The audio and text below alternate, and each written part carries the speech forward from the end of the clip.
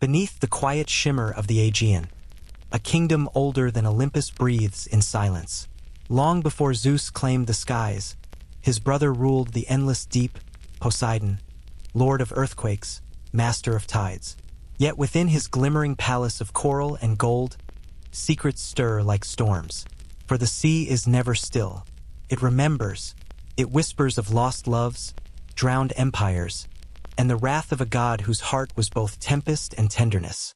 Tonight, we descend into that realm, to uncover how the tranquil waves conceal divine rage, forbidden desire, and an ancient promise that shaped both gods and mortals. In the beginning, there was nothing but motion, a formless dark where chaos breathed and the first echoes of creation stirred. From that void came Gaia, the earth, and Uranus, the sky, their union birthing the mighty Titans. Among them stood Cronus, a god of devouring time, and from him would descend three sons whose rivalry would carve the universe itself. Poseidon's first heartbeat pulsed in darkness.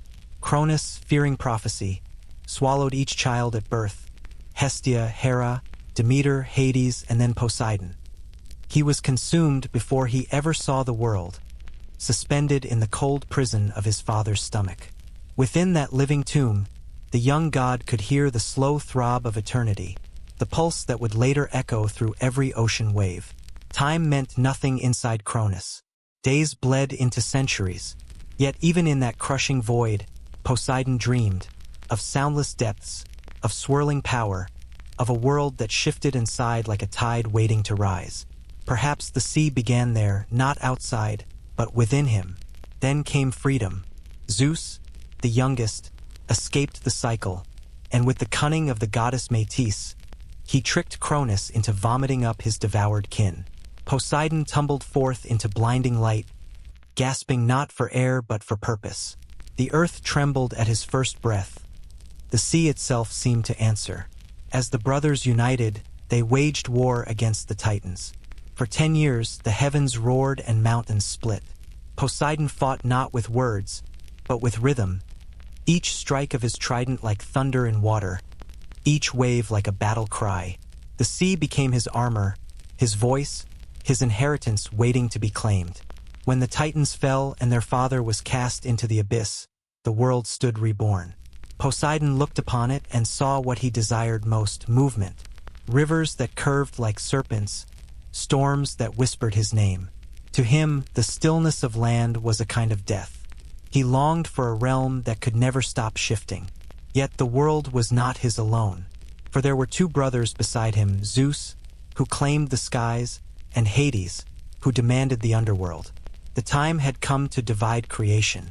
Poseidon felt the ocean already stirring beneath his feet, calling him home. As the gods stood before the smoking ruins of victory, Zeus reached into a golden helm. 3 lots, 3 destinies: the sky, the sea, the underworld. When Poseidon's hand closed upon his fate, it came not as surprise but recognition. The sea was already in his blood. But what shape does a god's freedom take when it comes from the belly of his father? Was it liberation or exile? For though he had escaped darkness, the ocean's depths would soon mirror it, vast, heavy, and filled with silence.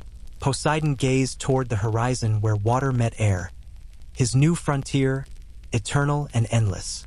Behind him, his brothers claimed their realms. Before him, the sea whispered promises he didn't yet understand. He stepped forward, and the world shuddered as if welcoming back a memory it had long forgotten. And thus began the reign of the god who would be both builder and destroyer, the one whose calm would terrify and whose storms would sanctify. The sea was no longer chaos. It had found its ruler. When the smoke of the Titan war finally drifted away, the earth lay bruised and trembling. Rivers ran red with molten stone. The mountains cracked, and silence, for the first time, dared to fall upon the newborn world. The victors stood among the ruins: Zeus, Poseidon, and Hades, the 3 sons of Cronus, the new lords of existence. But victory did not bring peace, for even among gods, power demands partition. The brothers gathered upon Mount Othrys, where ash still rained like snow, to decide who would rule the heavens, who would descend into the shadows, and who would claim what lay between. Zeus spoke first, his voice sharp as lightning. "The sky is mine," he declared. "It was the sky that bore our father's fall, and I, who struck him down." His words rang like thunder through the wounded air. Hades only nodded, his eyes fixed on the ground that swallowed their fallen foes. "Then I shall take the depths below," he said quietly. "The realm of silence, where the lost must go." And Poseidon, the middle brother, the one neither highest nor lowest, watched the horizon stretch beyond the charred mountains, where clouds met the glint of water. To him, that line shimmered like a promise. They drew lots as divine law required. 3 stones fell from Zeus's hand, one for sky, one for sea, one for shadow. The fate of the cosmos rested on chance. Poseidon reached first, his fingers brushing cool marble. When he lifted his palm, a ripple of blue light spread through the air. The sea had chosen him, or perhaps he had always been chosen by it. At once, the waves began to move. Rivers curved toward the coasts as if bowing before their master. From every cavern, salt water surged upward in greeting. Poseidon felt the pull of it, a rhythm like a heartbeat long separated from his own. He descended to the edge of the world, to where the first foam met the land. As his trident touched the surface, the oceans awoke in full. Whales sang in the dark, corals bloomed in color, and from the abyss rose creatures with eyes like stars. The god who had once been devoured by his father now commanded a realm deeper than any father's reach. Yet there was no triumph in his gaze, only awe. The sea was beautiful, but it was also endless. It could cradle or consume, whisper or roar. It was a crown made of movement, one that could never sit still. In Olympus, Zeus raised storms. In the underworld, Hades forged judgment. But Poseidon's throne was a paradox, both sanctuary and prison. The waves were loyal to no one, not even their king. They obeyed his will, yet reflected his moods. They were calm when he was calm, violent when he raged. A divine mirror. And so began the quiet rivalry of brothers, each ruling an element that defined existence. Zeus claimed the heavens, radiant and loud. Hades kept the underworld cold and final. And Poseidon, bound to the sea, ruled everything between. A bridge between life and death, surface and abyss. For centuries, he walked the ocean floor, sculpting valleys and trenches with a sweep of his trident. The dolphins became his heralds, the nymphs his choir, and the tides his voice. But the god could not ignore the truth that pulsed through his realm. The sea touched all, yet belonged to none. Perhaps that was his curse, to command something that refused to stay still, a kingdom that vanished each time he tried to grasp it. Even so, Poseidon accepted his dominion. The ocean was wild, but it was honest. It hid nothing that men would not hide themselves. In its chaos, he saw reflection. In its silence, he found song. Above him, thunder rolled, Zeus testing his new dominion. Beneath, faint echoes of the underworld hummed, Hades marking his gates. Between them, the god of the sea stood steady, his trident planted in coral ground. The world was now divided, but the story of its balance had only begun. For power, once split, always seeks reunion, and harmony among gods is as fragile as foam upon the tide. The sea was his now, and yet, in its endless shifting, Poseidon found no stillness. For even a god who commands the tide cannot quiet what moves within him.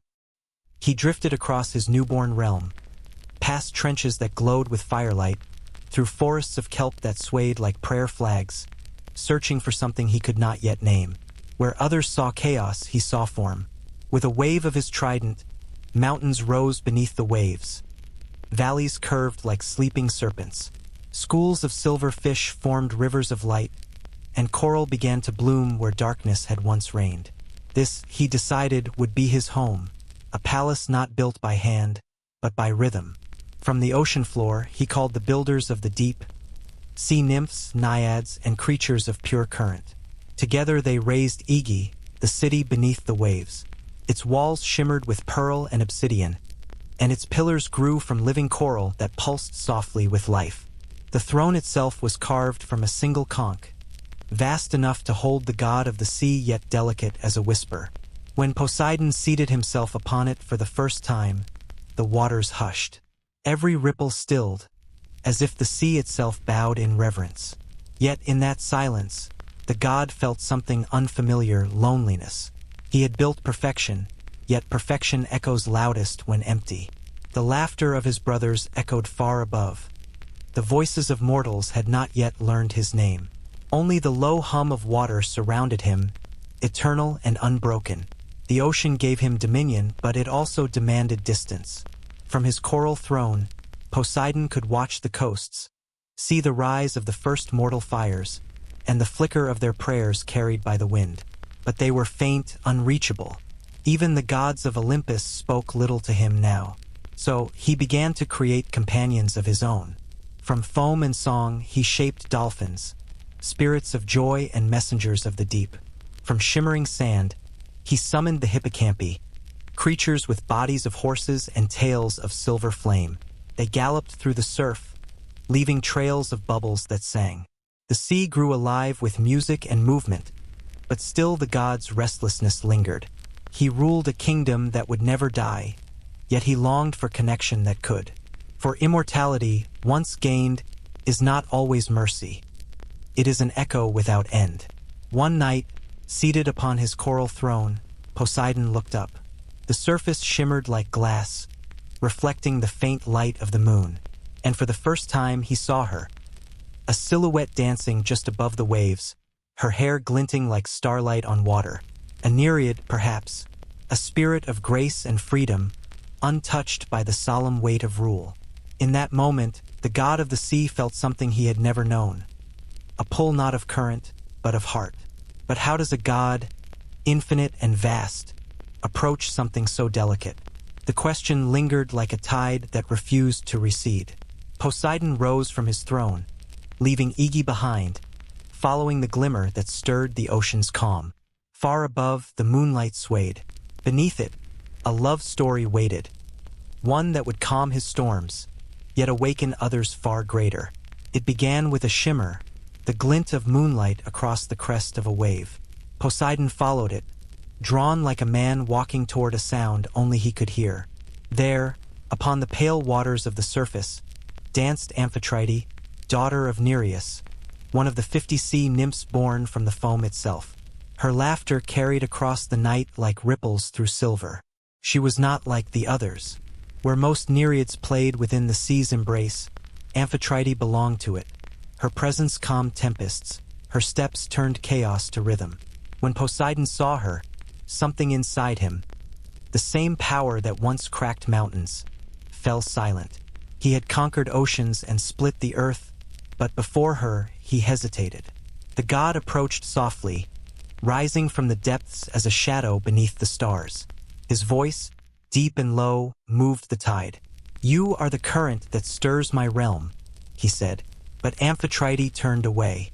She had seen the fury of this god, the storms, the shipwrecks, the trembling of the earth when he walked.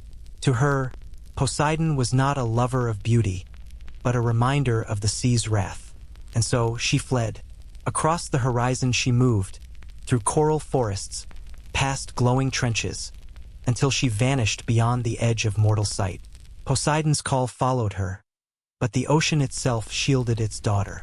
For the first time, the god of tides tasted what he had so often given others: loss. He searched ceaselessly. Days turned to years. From Igi to the furthest gulfs, he sent dolphins as messengers, coaxing the nymph to return. But Amphitrite, though kind, would not be captured by power. She was the embodiment of freedom, a wave unclaimed. Then one day, a dolphin named Delphinus returned with news. He had found her in the farthest reaches of the sea, hidden among the quietest reefs. And though she would not see the god herself, she had listened to Delphinus speak of Poseidon's solitude, of how the mightiest of gods sat upon his coral throne surrounded by silence, missing the music she had carried with her. That night, Amphitrite dreamt of the ocean's stillness, not its anger, but its aching heart. She awoke to find the waters calm, as though they waited for her decision. Meanwhile, Poseidon stood again upon the threshold of the surface, where sea met sky. He did not summon storms. He did not shake the earth. He simply waited, as still as the deepest trench. The world held its breath. And then, from the foam, she appeared. Amphitrite rose like dawn breaking underwater. Her hair a cascade of light, her eyes reflecting the infinite. The waves themselves bowed before her. Poseidon said nothing. He only watched as she drifted toward him, her hand brushing the air between them like the edge of a tide touching shore. In that fragile space, power met peace. For the first time, the sea was not a weapon, but a whisper. The god who commanded every storm had found the one being he could not command at all. But even the calmest sea hides its undertow. And in the stillness of that meeting, destiny began to shift, for love between gods never ends in quiet waters. When Amphitrite returned, the sea exhaled as if it had been holding its breath for centuries. From the deepest trenches to the sunlit shallows, the ocean brightened, a pulse of life running through every current. Poseidon felt it too, though he spoke no word of triumph. His storms had failed to bring her back. Only patience, only stillness had done what power could not. The god of the sea rose once more from the waves, not as a conqueror but as a suitor. The dolphins swam ahead of him, their voices ringing like distant bells. The coral groves swayed in rhythm, and pearls drifted upward like blessings. Amphitrite stood upon a ledge of pale stone, watching him approach. In her gaze, the ocean's eternity met the gentleness of the shore. Poseidon bowed his head. "You have seen my rage," he said, "but not my reason. The sea is not fury alone. It is also rhythm, memory, and depth. Let me learn peace through you." Amphitrite studied him in silence. Around her, the Nereids whispered, urging her to accept or flee. But in the stillness, she saw something she had never seen in a god's eyes: remorse. The same remorse the sea feels after it shatters a ship, after it swallows a dream. So she stepped forward, and in that small motion, the balance of the world shifted. Their union was not a wedding of pomp or lightning. It was a merging of motion. Dolphins spun in spirals. Seahorses raced across the surf. Every wave carried song. From Olympus, the other gods looked on, Zeus nodding in approval, Aphrodite smiling faintly at the birth of something rare. Divine affection without conquest. They were wed in Aegae, Poseidon's coral palace, under vaulted domes of pearl and amber light. Amphitrite's veil was woven from foam, her crown a ring of shells. When she placed her hand upon the god's chest, the ocean itself fell silent. For a single heartbeat, there were no storms, no tremors, only peace. From that union came balance. Amphitrite became queen of the sea, and her presence tempered Poseidon's wrath. When he grew restless, her voice could calm his waves. When mortals prayed for safe passage, it was often to her that they whispered. Through love, the ocean found its rhythm. But even harmony can cast shadows. For in every divine marriage lies the echo of mortality, the awareness that nothing, not even a god's heart, is beyond conflict. Poseidon's realm stretched farther than any horizon, and with every tide that touched mortal shores, jealousy and pride began to stir. The other nymphs envied Amphitrite's throne. The land gods, once free of his domain, now feared his growing might. Whispers reached Olympus, that Poseidon, emboldened by love, might seek dominion beyond the sea. Zeus heard them and frowned, though he said nothing, for even brothers who share the world do not share trust. As the newlyweds walked through Aegae's shimmering halls, Amphitrite paused before a vast mural of the sky above the ocean. Zeus's realm reflected upon Poseidon's. She turned to her husband and asked, "If the sea touches every shore, how will you keep from reaching too far?" Poseidon smiled faintly. "The tide knows its limit," he said, "until the moon commands otherwise." But the god's eyes drifted toward the horizon. Even in peace, ambition rippled beneath the calm. And somewhere deep in the ocean's heart, a prophecy stirred, of a son who would inherit not only his father's power but his storms. The sea, once calm, began to hum again. Not long after the wedding, a new rhythm began to pulse within the ocean. Faint at first, then mighty as thunder beneath the waves. Amphitrite felt it before Poseidon did, the heartbeat of a child born of calm and storm. When the moment came, the seas glowed with bioluminescent light, and every current seemed to sing. From the coral halls of Igi emerged a being unlike any before him, Triton, son of the sea. Half man, half fish, with scales that shimmered gold in the darkness, Triton carried in his small hands the weight of two worlds. From his mother, he inherited grace and wisdom. From his father, the command of water and quake. When he first cried out, the sea answered. The waves rose in joy, the dolphins leapt skyward, and coral petals unfurled in celebration. Poseidon's pride was immeasurable.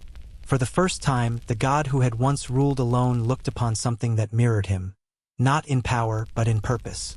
He built a new wing in Igi for his son, decorated with conches that whispered the sound of tides. There, Amphitrite would sing lullabies woven from the hum of waves. But prophecy is a shadow that never sleeps. The Fates, who had watched the birth from afar, spoke softly among themselves. The child of the sea, they said, will echo his father's might, but must one day test his father's mercy. As Triton grew, the ocean grew louder.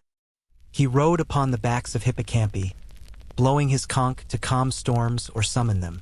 Mortals who saw him upon distant shores thought him a god of the waves in his own right. They built shrines of driftwood and shell, calling upon his name for fair winds. Poseidon watched with pride and unease, for the sea is both inheritance and hunger. The more Triton mastered its moods, the more he resembled his father's younger self, fiery, unrestrained, caught between creation and destruction. One day, while Poseidon slept, Triton raised a tempest for sport. The waves crashed so fiercely that islands vanished, and the sky split with thunder. When Poseidon awoke, he rose from his coral throne and found the world trembling. His voice echoed across the deep. Who commands my realm in my absence? Triton appeared, conch still in hand, his eyes bright with defiance. I only wished to see how far the sea would obey me, he said. Silence followed. The ocean stilled as father and son faced each other. Two reflections of the same power, one ancient, one young. Poseidon's rage could have split continents, but something within him changed. Instead of striking, he lowered his trident. The sea will always answer, he said quietly. But power without restraint is a storm that drowns its wielder first. Triton bowed his head, guilt washing over him like a tide. He sank beneath the water, his conch silent, his pride humbled. From that day forward, he vowed to serve not as ruler, but as herald, the voice of the sea, never its master. The father had taught the son what no war or weapon could, that the ocean, like love, must be both felt and feared. And so harmony returned for a time. But beneath the calm waves of Igi, the sea still murmured, restless. For the god of storms was not meant for peace too long. Before men built cities and temples, before maps gave the world edges, the sea and land still wrestled for balance. And whenever the two met in anger, the earth trembled. From these tremors, mortals first whispered Poseidon's truest title, Earthshaker. It began far beneath the surface. When Poseidon struck the seabed with his trident, mountains rose like the spines of sleeping beasts. Islands burst upward from the gloom, dripping magma and mist. To the gods, it was creation. To mortals, it was terror. Villages vanished beneath the waves. Forests crumbled where the ground split open. Every quake reminded them that peace was a fragile illusion. In Olympus, even Zeus watched his brother's growing power with wary admiration. Poseidon had no lightning, no underworld army. Yet when he willed it, entire continents shifted. The other gods learned to listen for his silence because silence meant pressure and pressure meant change. Poseidon himself did not see destruction. He saw renewal. Every tremor reshaped the world, opening new channels for rivers, lifting coral beds toward sunlight. To him, chaos was simply the sea teaching the land how to move. What seems like ruin, he once told Amphitrite, is only the earth learning to breathe again. Still, mortals did not share his faith. To them, his temper was legend. fishermen threw offerings into the surf, horses, wine, carved shells, begging him to keep the sea still. Sailors built altars on the decks of their ships, whispering his name as if afraid he might hear too loudly. They knew one truth above all. The moment Poseidon's anger stirred, there was nowhere to hide. One such day, a city dared forget him. They feasted under clear skies, singing praises to Athena for their harvest. None poured a libation to the sea. Poseidon watched from below, his realm calm, too calm. With a slow motion, he lifted his trident and tapped the ocean floor. The world shivered. The first rumble was gentle, a warning. Then came the roar.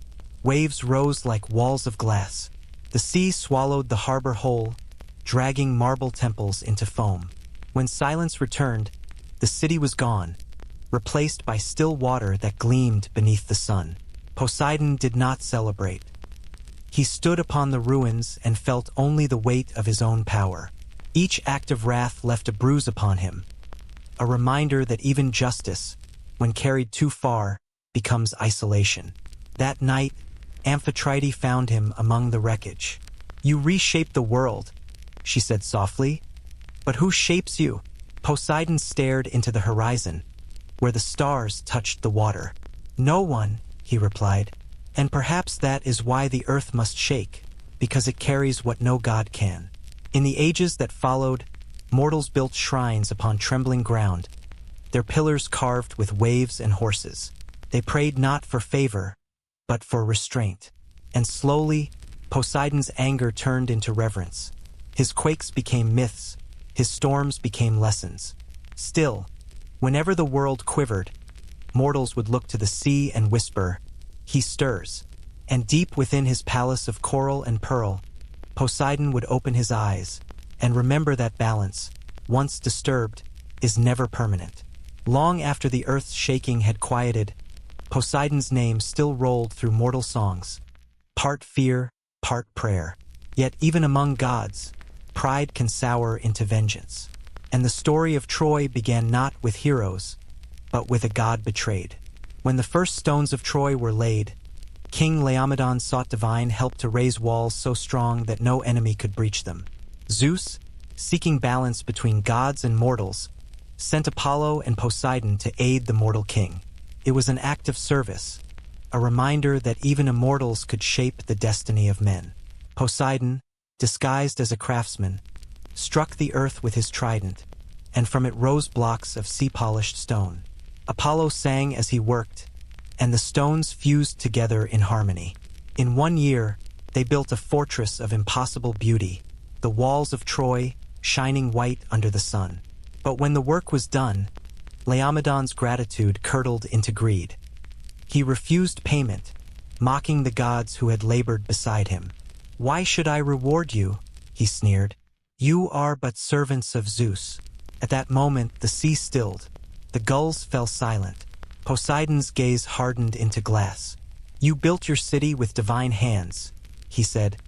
"But remember, the same hands can take it back." He left without another word. The ocean withdrew from Troy's shores, leaving behind a silence so heavy it felt like warning. Apollo's music ceased, and even the wind seemed to hold its breath. Years passed.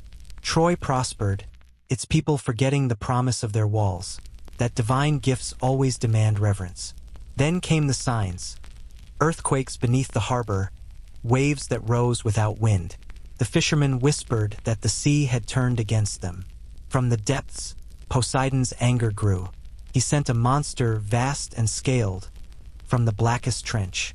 It rose at dusk, its body long as a mountain ridge, its mouth a cavern of salt and flame. Each roar shattered ships and sent foam racing inland. Laomedon's soldiers, brave but mortal, fled before it. In despair, the king turned to the oracle. The answer chilled him. "To appease the god of the sea, you must sacrifice your daughter."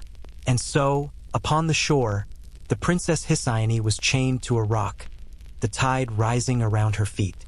Poseidon watched from afar, not with joy but judgment, for he had not demanded her death. Mortals had. Their fear, their cruelty had turned justice into terror. And yet, Divine will once set in motion cannot be undone. It was then that Heracles arrived, the wandering hero. With strength and courage, he struck the monster down, saving Hesione and restoring the shoreline. But before he left, he too was betrayed. Laomedon again refused payment. The curse deepened. Poseidon's wrath, once singular, became prophecy. This city, he thundered from the sea, will fall by the same arrogance that built it.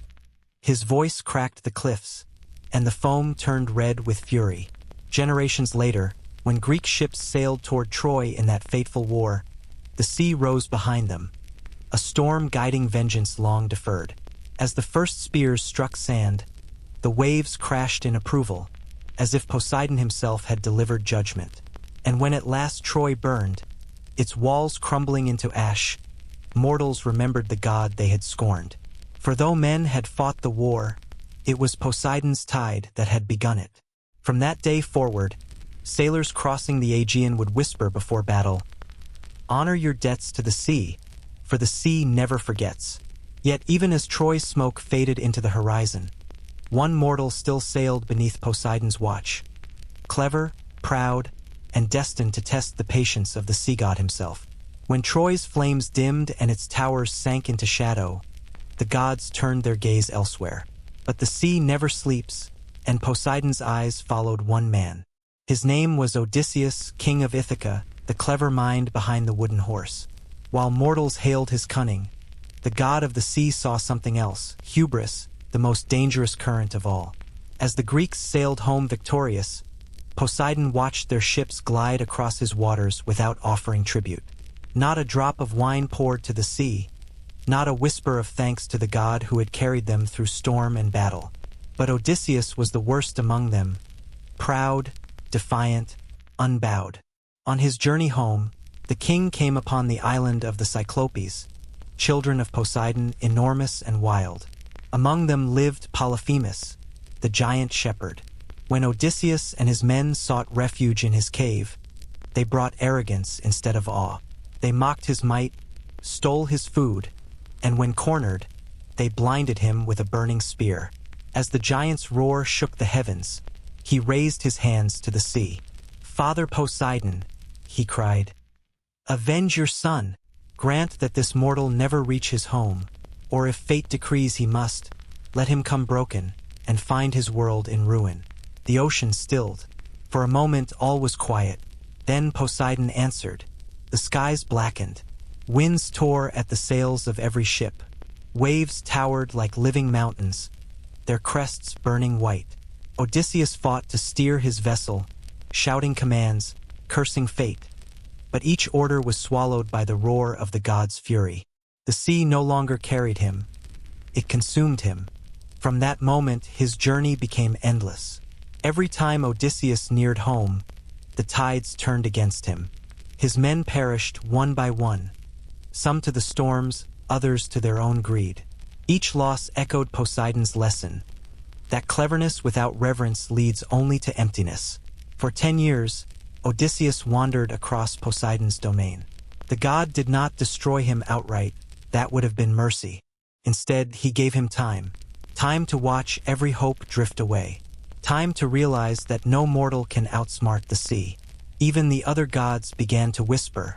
Athena pleaded on her favorite's behalf, but Poseidon remained silent, his vengeance cold and patient. "Let him taste humility," he said.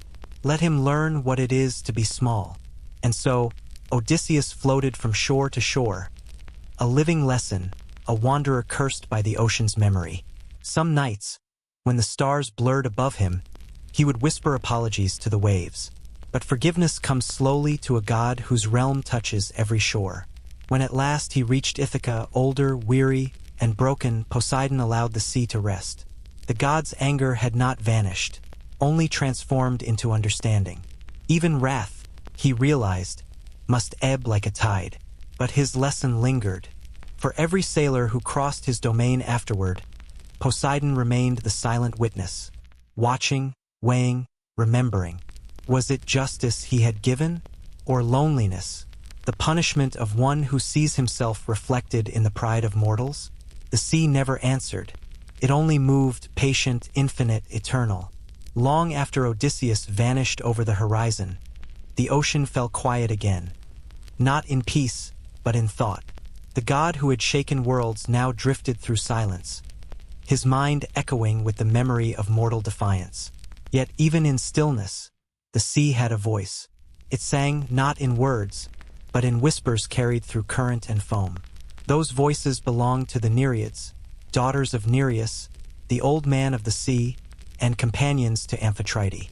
50 in number, each one was a melody of her own, a thread of sound woven into the endless music of the deep. When they sang, even Poseidon listened. Their voices shaped the sea's moods. Calm breezes, sudden tempests, gentle tides that rocked the dreams of sailors. They were artists of the unseen, sculptors of silence, painters of motion. When the god's anger threatened to boil into storms, they gathered around his coral throne, singing hymns of stillness. Their songs were not flattery. They were reminders that power without beauty is only noise. Among them was Galatea, whose laughter could bend light, and Thetis, whose voice could lull whales to sleep. Mortals told tales of hearing their music while adrift, ghostly harmonies beneath the waves that brought visions of loved ones or warnings of doom. Some said the Nereids sang to guide lost sailors home. Others whispered they sang to mourn those who never would. Poseidon walked among them, unseen. Though their music comforted him, it also stirred something old and restless. He saw in their grace what he himself lacked: gentleness without weakness, motion without destruction. Each note reminded him that the sea, though mighty, could also heal. One evening, as the sun bled into the horizon, Amphitrite joined the chorus. Her voice rose softly, weaving through the sound like light through water. The god paused, listening. Their song spoke of cycles, of how the waves never truly die but return, again and again, reshaping the world in quiet persistence. It was then Poseidon understood. The ocean was not his weapon. It was his reflection. The Nereids, his wife, his son, all were echoes of his heart in different forms. Rage created waves. Love created rhythm. Both were necessary. That night, far above the waves, mortal sailors heard music and mistook it for wind. Some wept without knowing why. Others simply smiled and looked toward home. The Nereids had given them what Poseidon could not: peace in the midst of the unknown. From that day, whenever the sea grew too still, the Nereids would sing again, each voice calling back the motion of life. They sang of storms and calm alike, of the god who ruled them and the love that steadied his trident. And deep within his palace, Poseidon would close his eyes and let their music wash through him, the reminder that the sea's true power was not in its wrath, but in its endless return. Yet peace, like the tide, never lingers forever.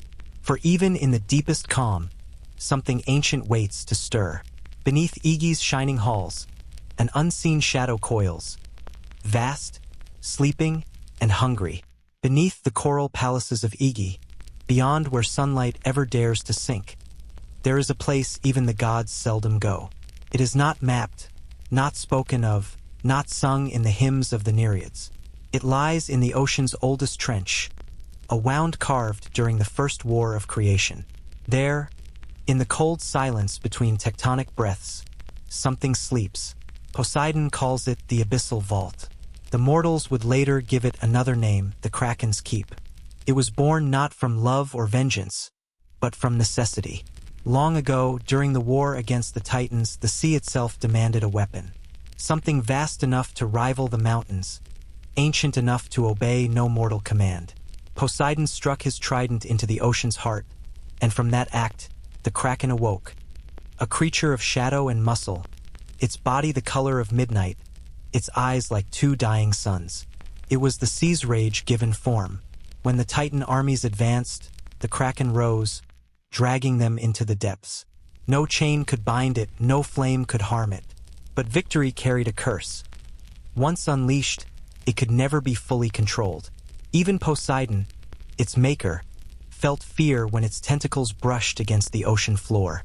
So after the war, he bound it beneath the deepest chasm, chaining it with currents older than time. For eons it slept, until now. Strange tremors began to shake Igi. Amphitrite felt them first, faint as heartbeats in stone. The Nereids whispered that the god's ancient weapon was stirring once more. Poseidon descended to the abyssal vault, carrying his trident like a torch. The darkness swallowed its light in seconds. When he reached the trench, the water grew still. Then, from the black, a single eye opened, vast and gold, reflecting the god who had created it. The kraken spoke not in words, but in pressure, in vibration. "Why do you wake me?" it asked through the shifting currents. Poseidon's voice echoed through the deep. "I have not called you," he said. "You move on your own." The creature's pulse trembled through the ocean like thunder. "Then perhaps you have forgotten what you buried, not me but yourself." For a moment, Poseidon stood silent. The abyss stared back, reminding him of what he had once been. Wild, untamed, furious. He realized that the kraken was not his monster.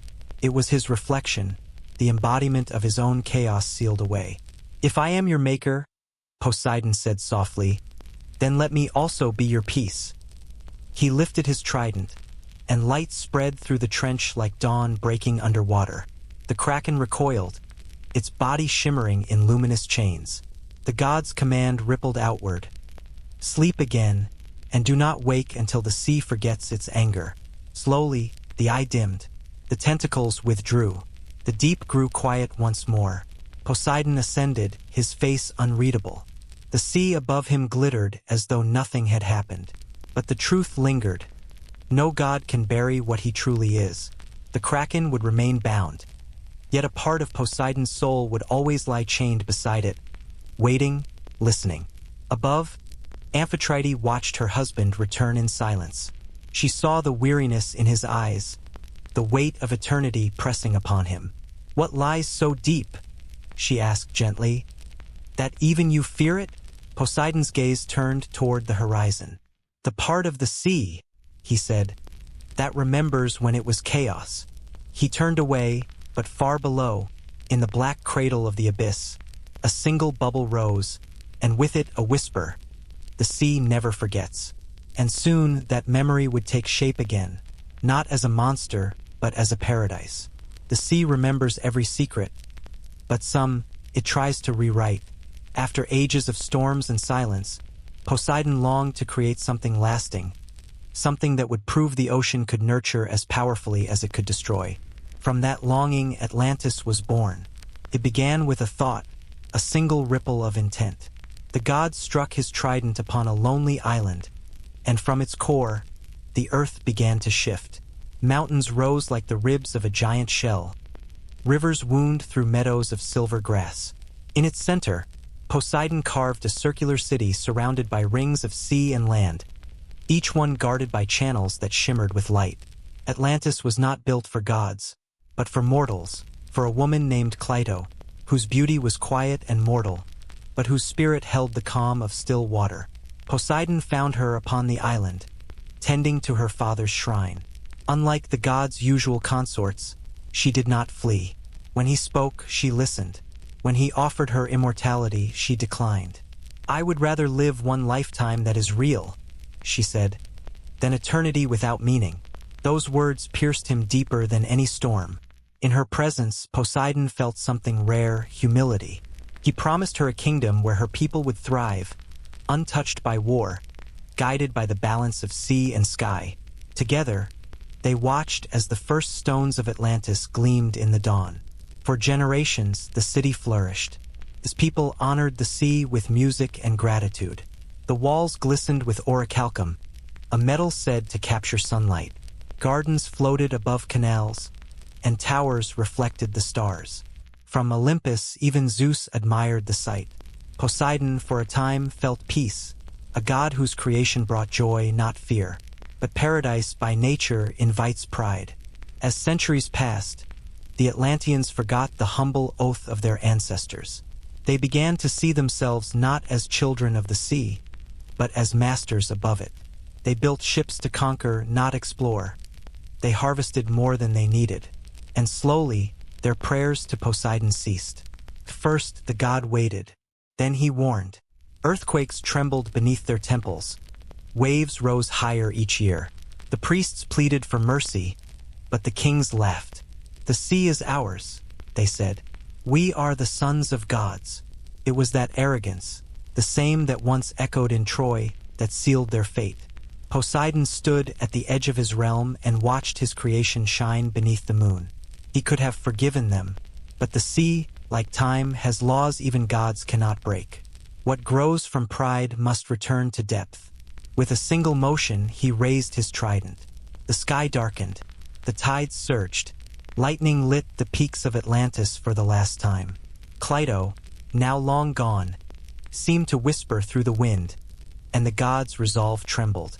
But the ocean obeyed its master. In one night, the proudest city of men sank beneath the waves. Its towers fell in silence.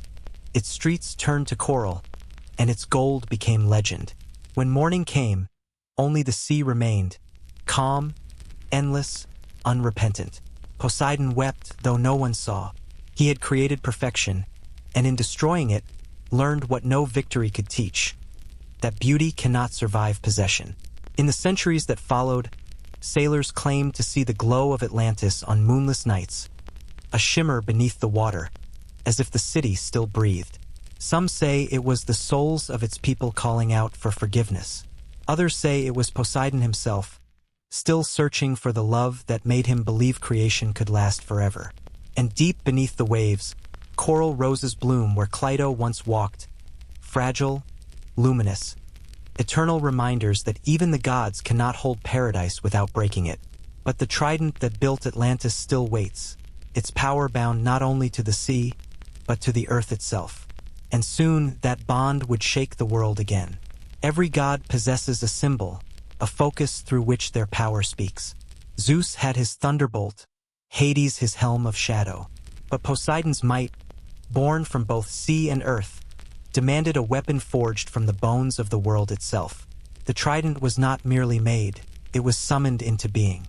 After the fall of Atlantis, the god withdrew from the surface, carrying his sorrow into the deepest trenches. There, in the caverns where magma kissed the sea, he sought the Cyclopes, the one-eyed smiths who had once armed the gods for the Titan war. "Forge me a tool," Poseidon commanded, "not for conquest, but for balance. The sea has no master, not even I. Let this weapon remind me of that truth." The Cyclopes nodded and set to work. Their forges glowed with molten lightning, their hammers striking rhythm into the rock. They melted or drawn from the world's first mountains, a metal untouched by mortals, harder than thought, sharper than sorrow. For 9 days, the sea boiled above their labor. Each strike sent tremors through the ocean, every spark a heartbeat of the earth. The Nereids fled the heat, and Amphitrite watched from afar, fearing what her husband would become once the weapon was complete. On the 10th day, silence fell. From the forge emerged a trident of purest light, 3 prongs representing the 3 brothers who divided the cosmos: sky, sea, and underworld. The shaft gleamed with the pulse of the deep. The tips burned with the energy of storms. When Poseidon grasped it, the ocean bowed. Waves curved around his feet, recognizing the touch of their sovereign. But with creation came revelation. The moment his hand closed around the weapon, Poseidon saw visions. The sea splitting continents, the ground trembling beneath kingdoms, the heavens themselves bending to his will. The power was intoxicating, dangerous, divine. He raised the trident, testing its resonance. At his first strike, new springs burst from barren earth. At the second, mountains split and the air filled with lightning. At the third, silence spread, the kind that follows awe. Poseidon looked at the weapon and whispered, "This is not mine to wield in anger." He struck it once more, not against earth or sky, but against the surface of the sea. The resulting wave was perfect, vast, symmetrical, yet gentle enough not to harm. Création balanced destruction. Power balanced purpose. The Cyclopes bowed, their task complete. "May your trident remind all," they said, "that control is not mastery, but understanding." Poseidon returned to Igi, carrying the trident as both crown and curse. With it, He could summon quakes, calm hurricanes, and call life from the depths. But he also carried its warning, that the same hand that shapes the world can break it. From that day, no temple dedicated to him was built without the image of the trident carved in stone, not as a symbol of wrath, but of restraint. To mortals, it became a sign of hope during storms, of renewal after ruin. Sailors tattooed its likeness upon their arms, believing it would guide them home. And so the god who once ruled by force began to rule by rhythm, wielding not just command but conscience. Yet balance among gods never lasts long. For high upon Olympus, another challenge was stirring, not from sea or stone, but from wisdom itself. Every god seeks worship, but not all devotion can be shared. Among the mortals of Greece rose a new city, young, ambitious, eager to crown its own divine guardian. Upon a high rock that faced both mountain and sea, its people called out to Olympus, "Grant us a protector worthy of greatness." Two gods answered, Poseidon, Lord of the sea, and Athena, goddess of wisdom and war. They met at the Acropolis as the wind howled between them, the sea god's trident gleaming, Athena's eyes calm and unflinching.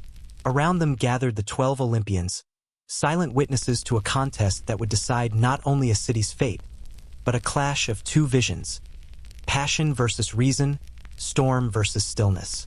Poseidon struck first. With one thunderous blow, his trident split the rock. From the crack surged a fountain of water, clear and strong. The crowd gasped as it gushed forth, but when they tasted it, they found it salty. It was sea water, powerful but unfit to drink. Poseidon's voice rolled like surf. "This gift," he declared, "connects you to the world. Through it you shall sail, trade, and rule the waves. I offer strength, movement, and empire." The people murmured. His gift was magnificent but dangerous. A life upon the sea promised glory, yet also ruin. Then Athena stepped forward. She knelt beside the wounded earth and pressed her hand into the soil. From that spot grew a small silver tree. Its leaves shimmered like moonlight, its branches heavy with fruit. "This," she said, "is the olive, food, light, and peace. May your hands build with it, your hearts be nourished by it, and your wars end beneath its shade." A hush fell. Where Poseidon's gift roared, hers whispered, but in its silence lay endurance. The elders conferred, the crowd debated. At last, the king stood before the gods and spoke, "Lord of the sea, your power is vast, yet this city seeks wisdom more than conquest. We choose Athena." The sea grew still. Poseidon's eyes darkened like a gathering storm. For a heartbeat, the god's fury threatened to drown the newborn city. His trident trembled in his grasp, and the air filled with the taste of salt. But then, from the hilltop, a child placed an olive branch in the fountain's flow. The water rippled gently, the two gifts meeting without destroying each other. Poseidon's anger broke like a wave against compassion. He looked down at the child and then at Athena, whose gaze met his not with victory, but understanding. "Let it be so," he said. "May the land bear your wisdom, and the sea carry your name." And thus the city became Athens, crowned by the olive tree but bordered forever by the restless blue. His people honored both gods, Athena for thought, Poseidon for motion. Ships bearing her emblem would sail his waters for centuries to come, a silent truce between intellect and instinct. Yet even peace leaves ripples. As Poseidon turned from the shore, a quiet question lingered within him. Was wisdom truly the opposite of power, or its reflection, seen from calmer depths? High above, the olive tree swayed in a sea breeze, its silver leaves whispering through the air like the sound of distant surf. And somewhere below, in the heart of the ocean, Poseidon smiled, a rare, brief curve of calm before the next storm. For soon, the sea would be called upon not for contest, but for cleansing, and its waves would rise higher than ever before. There are moments when even the gods lose faith in their own creation. When mortals, born from dust and divine breath, forget gratitude and feed upon their greed. It was in such an age, when temples burned with arrogance and blood ran thicker than devotion, that Zeus decreed the world must be cleansed. But it was not the sky alone that carried judgment. It was the sea. And thus, when the time came for the world to drown, it was Poseidon's hand that lifted the tide. The earth shuddered as clouds gathered. Lightning tore through the heavens, and the first drops of rain fell like warnings. From his palace in Igi, Poseidon rose, his trident glowing with the pulse of the deep. "Let the world remember," he murmured, "that life began in the waters, and so to the waters it shall return." With a single motion he struck the seabed. The ocean answered. Waves rose higher than mountains, swallowing the coasts, devouring the plains. Rivers overflowed, lakes fused with seas, and the horizon itself disappeared beneath an endless sheet of silver blue. Cities vanished, forests dissolved. The prayers of kings and beggars alike were carried into silence. Yet amidst the chaos, one sound endured, the faint creak of a wooden vessel climbing the waves. Upon it stood Deucalion and his wife Pyrrha, the last of humankind chosen by prophecy. They did not shout nor curse. They simply steered their ark through the roaring dark, trusting the mercy of the sea. Though Poseidon could have crushed them with a thought, he watched instead, quietly, curiously. As they drifted past what had once been mountains, Deucalion looked up through the storm and whispered, "Lord of the deep, if this is your wrath, may it also be your grace." Something stirred in Poseidon's chest, not pity, but recognition. For he, too, knew what it was to rebuild after ruin.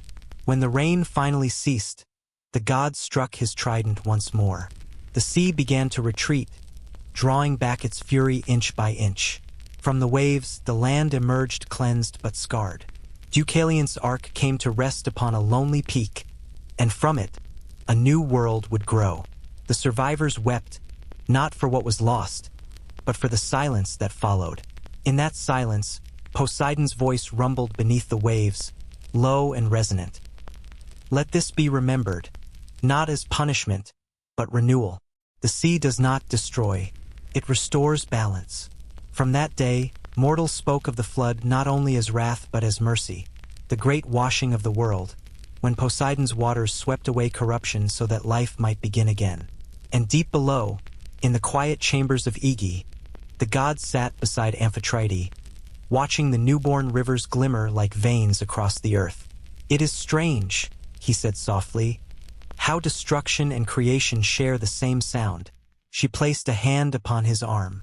"Perhaps," she whispered, "that is why mortals call you both savior and storm." Poseidon did not answer. The ocean was still, but in its stillness, he heard echoes of new prayers rising, of men rebuilding temples, of faith returning like a tide. The sea had spoken, and once again the world would listen. Yet as humanity thrived anew, its awe began to fade, replaced once more by ambition. And where reverence wanes, pride always returns. The god of the sea felt it, the old stirring beneath calm waters, the hunger for worship, the call of mortal hearts reaching out not in fear, but fascination. Soon their devotion would take form in stone and song. After the flood receded and humanity drew breath once more, the world was quiet, too quiet. Across the recovering lands, mortals whispered the name of the sea god who had both destroyed and spared them. Gratitude turned to awe and awe to worship. Thus began the age of temples to Poseidon, monuments not of marble alone, but of memory. The first rose upon a cliff overlooking the Aegean, where survivors of the flood built a shrine from driftwood and coral. They carved into its pillars scenes of waves lifting the ark of Deucalion, and beneath each carving inscribed a single phrase, "The sea remembers mercy." Sailors came from distant islands to offer salt, horses, and bronze mirrors, symbols of reflection, strength, and motion. Soon others followed. Across Corinth, Rhodes, and the shores of Attica, temples to Poseidon gleamed under the sun. Each one faced the horizon, as if waiting for the god's return. Priests sang hymns at dawn when the water turned gold, their voices echoing down marble steps into the surf. Fishermen would pause mid-voyage to throw a lock of hair or a coin into the waves, whispering, "For calm tides and safe home." Yet no two temples were alike. In Helike, worship took on grandeur. A sprawling city of columns, statues, and processions that glittered like sunlight on water. But in smaller villages, altars were carved into sea caves, candles flickering in the damp air, their flames trembling with each sigh of the tide. The faithful believed that Poseidon himself could be heard there, his breath moving through the stone. From Olympus, Zeus watched as his brother's name spread across the coasts. "The sea is growing crowded with prayers," he mused. But Poseidon did not boast. He visited each temple unseen, walking among mortals in disguise. He listened not to their praises, but to their fears of storms, of drought, of loss. For while others prayed to the sky for light, they turned to the sea for survival. Still, worship is a double-edged current. Where belief grows strong, expectation deepens. When crops failed or ships sank, whispers arose, "The god is displeased." Priests debated offerings. Gold? Blood? Silence? Some claimed Poseidon demanded sacrifice. Others insisted he sought gratitude, not gifts. In truth, the god asked for neither. He wanted only remembrance, that mortals see in the sea not just danger, but kinship. The same salt that coursed through the ocean flowed within their veins. One night, as the moon rose over the cliffs of Cape Saunion, a storm gathered. Lightning illuminated the half-finished temple perched upon the rocks. Its builders fled, but one old sculptor remained, chiseling a final line into the altar. When the storm broke, he looked to the sea and cried, "If you are wrath, let me be washed clean within it." The waves struck hard, then softened, wrapping around the temple's base, lifting offerings gently instead of crushing them. The old man's prayer was not drowned but carried.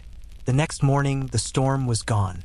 The temple still stood, and upon its highest column, a new carving shimmered, not made by mortal hands. A trident, carved deep and perfect, as if placed there by the sea itself. From that day, sailors called Saunion the place where Poseidon listens. The temple became both warning and comfort, a symbol that the god's hand was always near, unseen yet unignorable. But even worship cannot anchor a restless heart forever. As mortals praised his mercy, Poseidon's gaze wandered once again, toward the creatures that carried his storms upon the surface, born of both land and wave. And soon he would give the world a new gift, one that would gallop across both realms, a creature of thunder and foam. There is a legend older than the temples, older than the flood, whispered by sailors who have watched waves curl like the muscles of running beasts. They say that when Poseidon strikes his trident against the shore, horses burst from the foam, manes of spray, eyes of stormlight, hooves pounding the surf. The first of them rose from the deep during the dawn of mankind. The gods stood upon a wind-lashed cliff, watching mortals struggle to cross their own lands, bound to earth by distance and toil. He envied the freedom of the sea, and pitied those who could not share it. So he struck the rock with his trident, and from it leapt a creature unlike any seen before, strong yet graceful, fierce yet loyal. Poseidon named it Hippios, the wave runner. The horse became his emblem, a symbol of strength and motion. Its body carried the sea's rhythm, its breath steamed like surf. Wherever it galloped, rivers curved, and tides obeyed. Mortals, seeing its beauty, knelt before it in awe. Soon they learned to tame its kin not from fear but reverence. And thus, Poseidon became known not only as Lord of the Sea, but tamer of horses. But the gift was double-edged. For every gallop of freedom carries the echo of war. The same beasts that plowed the fields also pulled the chariots of kings. Their hooves drummed not just across meadows, but through battlefields. And in their eyes, glinting with divine fire, Poseidon's reflection flickered, wild, unstoppable, neither cruel nor kind, only true. It was said that before great wars, generals would pour salt water upon their horses' heads, calling upon Poseidon to lend them courage. When they charged, the earth trembled, a thunder like the crashing of waves. In art, sculptors carved him driving a chariot pulled by hippocampi, half horse, half fish, their tails coiling like tides. These images adorned temples from Corinth to Delphi, each stroke of marble a hymn to the god who bridged two worlds. Yet Poseidon's intent had never been to arm men, but to teach them balance, how to master motion without surrendering to it. He once told Triton, "Power must run like the tide, forward when it must, retreat when it should." But mortals rarely hear divine lessons clearly. To them, the horse became a symbol of dominion, not harmony. One day, as Poseidon watched a chariot race near Olympia, the crowd's cheers mixed with the screams of fallen riders. Blood stained the sand. The god turned away, his expression unreadable. "Even gifts meant for peace," he said quietly, "become weapons in mortal hands." That night, as the moonlight rippled across the sea, her reflection broke upon the waves, not from wind, but from the gallop of invisible hooves. The horses of the sea ran freely once more, unbridled, eternal. Their manes shimmered through the surf like ribbons of light, each stride a reminder of the god's restless spirit. Poseidon watched them and smiled, bittersweet. He understood now that creation is not control, it is release. The horses did not belong to him. They never had. They belonged to motion itself. And as they vanished into the mist, their echoes faded into silence, leaving behind not peace, but purpose. For soon, Poseidon's oath would be tested again, and the sea that had given life would once more rise in judgment. Among gods, words are not spoken lightly, for to swear upon the immortal forces of the world is to carve a promise into eternity itself. And none was more sacred than the oath of the waves, the vow Poseidon swore upon his own realm. In Olympus, most oaths were sealed by the river Styx, the dark water that even Zeus himself feared to break. But Poseidon refused the underworld's shadow. "I will swear upon what moves and endures," he declared, "upon the sea that binds all shores." And thus, the oath of the waves became his covenant, unbreakable, untamed, eternal. It was first spoken during a fragile truce among the gods. The Olympians had begun to quarrel once more, not with swords, but with pride. Zeus ruled from the sky, Hades from the depths below, and Poseidon from the sea between. Yet where power overlaps, so too does envy. A messenger had come bearing word that Hera sought dominion over the tides of childbirth, claiming they flowed from her blessing. Athena, too, had set her eye upon the harbors of men, saying wisdom should guide the ships, not impulse. Poseidon rose, calm yet commanding. "The sea does not belong to those who think or judge," he said, "but to those who move. It belongs to no one, not even me. Still, I swear before the waves themselves, I will guard it. And any who break faith with the waters will answer to me." His words rippled through Olympus like distant thunder. The gods nodded reluctantly, respectfully. An oath sworn upon the sea was binding, for it carried not only Poseidon's name, but the heartbeat of the world. Centuries passed, and the sea's rhythm stayed true, until one fateful age later, that sacred vow was tested. A new god, one younger, reckless, and radiant, sought to test the boundaries of Olympus itself. His name was Helios, the sun's flame. Proud of his light, Helios declared that his power reached every shore, even those the sea claimed. "Your waves only exist because my rays warm them," he boasted. "If I were to withdraw my light, your realm would vanish into cold and shadow." Poseidon answered not in anger, but with a smile that did not reach his eyes. "Then let us see," he said, "whose absence the world mourns first, the sun above or the sea below." And with that, he struck his trident. Instantly, the tides froze. Rivers halted mid-flow. Rain ceased to fall. The world turned still, its pulse silenced. Mortals looked to the sky and saw Helios blaze fiercer. But the air grew dry, the land began to crack. Without the sea's breath, his light only burned. Helios faltered. He called out to Zeus for mediation. And when the father of gods demanded peace, Poseidon released his hold. The tides returned, rushing through the world like a sigh of relief. The waves crashed once more, forgiving but firm. Helios bowed, pride dimmed. "Your domain sustains mine," he said. "The sea is the world's memory. I have learned. Poseidon inclined his head, the faintest glimmer of satisfaction in his gaze. The waves remember every word spoken against them, he murmured, but they forgive as easily as they destroy. From that day, the other gods swore new oaths, not upon fire or sky, but upon the ocean. For they had seen that even divine light could be swallowed by silence when the sea withdrew its favor. And still, the oath of the waves remains. Mortals cannot hear it, but they feel it, in every ebb and flow, in every storm that pauses before it strikes, as though deciding whether humanity has remembered its promise to the waters. For when that oath is broken again, and it will be, the sea will not whisper. It will roar. Even the calmest seas have undercurrents, and even gods who rule in silence carry storms within.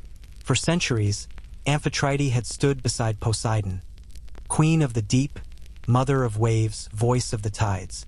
Yet as his dominion grew and his attention turned to storms, temples, and wars above the water, her song began to fade from his realm. At first, she told herself it was the way of eternity. Gods did not age, but affections could ebb like moonlight over the ocean floor. Poseidon still loved her. She could feel it in the way the sea stilled when she passed, in the gentleness of the current when her hands touched coral. But love unspoken becomes distance, and even immortality cannot stop loneliness from growing like seaweed in the dark. From her coral chamber, she watched mortals build their ships, call upon her husband's name, and forget hers. Once, they had prayed to Amphitrite for safe berths and calm voyages. Now they prayed only to the Stormbringer. The waves no longer sang her name. One twilight, she wandered through the deep gardens of Igi, her fingers trailing over pale anemones. Triton followed quietly, sensing his mother's sorrow. "Why do you sigh, mother?" he asked. "Because the sea forgets," she said softly. "It remembers anger and power, but it forgets gentleness." That night, as Poseidon sat upon his throne, Amphitrite approached him. The ocean's glow danced across her face, casting her in silver. "You have given mortals floods and fortune," she said. "But what of peace? What of the still water that reflects the sky?" Poseidon's eyes flickered, uneasy. "Peace is fragile," he said. "They fear the calm because they know what follows." "And do you?" she asked. "Do you remember what follows calm within yourself?" For a long moment, the sea was silent. Then Poseidon rose and placed his hand over hers. "I remember," he said quietly, "but the world asks me for storms." Amphitrite smiled sadly. "Then let me be their calm." In the days that followed, she began to wander the shallows again, unseen by mortals yet always near. Fishermen who found their boats suddenly steady in rough waters whispered that a spirit had touched them, a presence soft as moonlight, saving them where Poseidon's wrath might not have spared them. They called her the gentle wave, the forgotten queen who loved the sea more tenderly than its own ruler. But the gods of Olympus whispered differently. They said Amphitrite wept, her tears turning into pearls that drifted down through the black water to rest at the feet of her husband's throne. Sometimes, when Poseidon descended alone into the darkest depths, he would find them there, scattered like stars, glowing faintly in the silt. He would kneel, touch one, and feel her presence in the stillness around him. The sea would soften, the waves retreating for a heartbeat, as though remembering her lullaby. For even gods, in their endlessness, learn this truth. Power may rule the world, but love gives it meaning.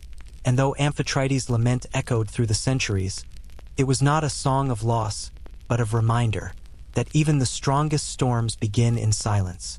Soon, however, that silence would be broken, for the sea, long calm, was about to give birth once more, not to beauty, but to terror.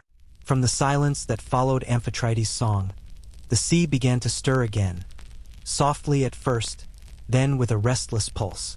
Where calm lingers too long, creation turns uneasy. And so it was that beauty, left unguarded, gave way to shadow. In the folds of forgotten reefs lived creatures shaped not by love, but by fear.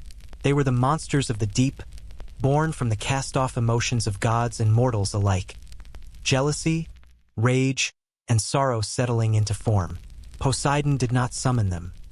They rose of their own accord, drawn from the cracks in his dominion where light could never reach. The first was Scylla, once a nymph of radiant grace. Her laughter had filled the coves where sailors anchored in safety. But envy is a quiet current, and the goddess Circe, spurned by a mortal's affection, poured poison into the waves. Scylla's body twisted. Her beauty broke into 6 snapping jaws.